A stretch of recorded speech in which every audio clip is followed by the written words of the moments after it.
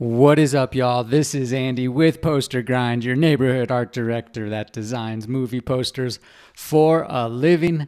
Today, I'm excited to share with you this really cool technique to create this light beam blur effect on your typography. You can apply this to your logos. You can apply it to many different aspects of your graphic design. So without further ado, let's dive on in.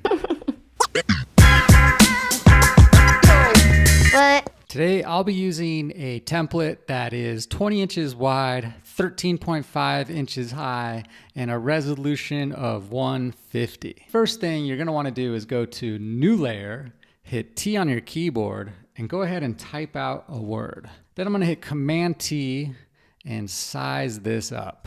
Now, I wanna get these letters to be a little closer together, and that's called kerning. To do that, I'm gonna hit T on my keyboard one more time, just to make sure I'm still on the type tool, and then select in between some of the letters, and then holding down Option, I'm gonna use the arrow key and drag those letters together.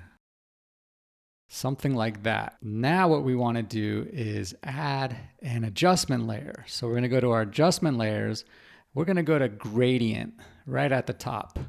Then we're gonna hit the gradient scale and go to the gradient editor. Once you're in the gradient editor, we're gonna go to where it says type solid, but we're gonna switch it from solid to noise. And now what we can do is increase the roughness to get those lines easier to read, like so.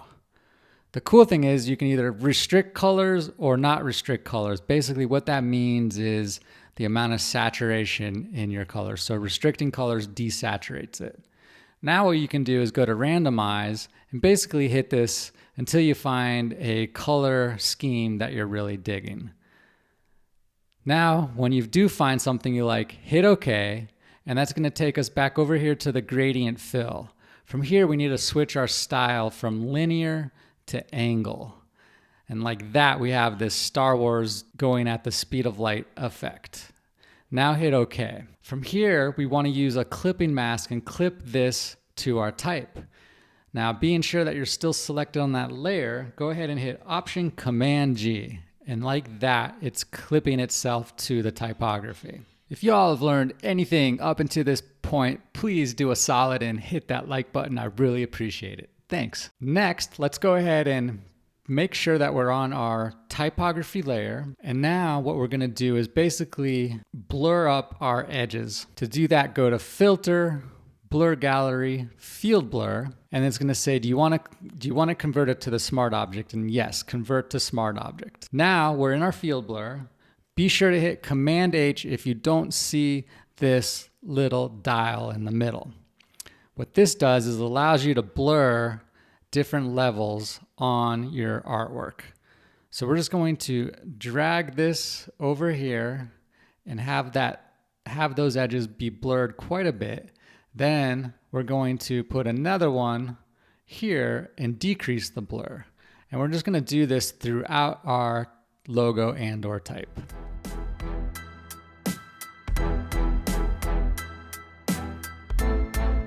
As soon as you have something you like, hit OK. From here, let's go ahead and create another adjustment layer. So go to your adjustment layers, but this time, instead of using a gradient, we're going to use a gradient map. And on your gradient map, go ahead and select the scale over here, go down to your type once again, and we're going to go to noise.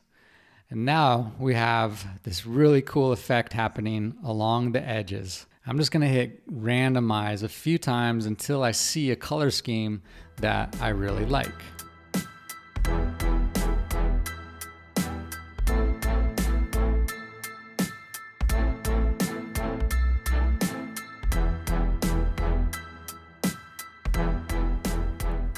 So I'm digging this green with this little slice of red. So I'm just gonna hit OK. Then I just wanna show you one other thing. You can always hit reverse and see what happens. So like that, I'm already liking this even more. So I have this orange and magenta and some turquoise and just a bunch of funky colors.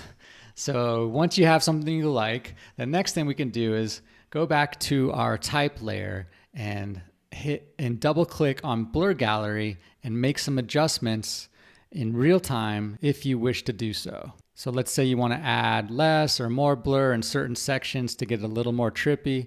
By all means, you can go ahead and do that.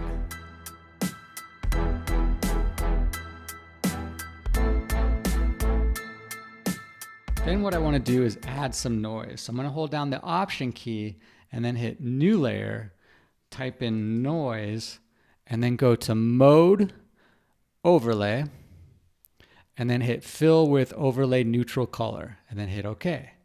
Now we can go up to Filter, Filter Noise, Add Noise, and see what kind of effect we're going to get. That's pretty cool. Thanks so much for watching. I look forward to seeing you on the next video.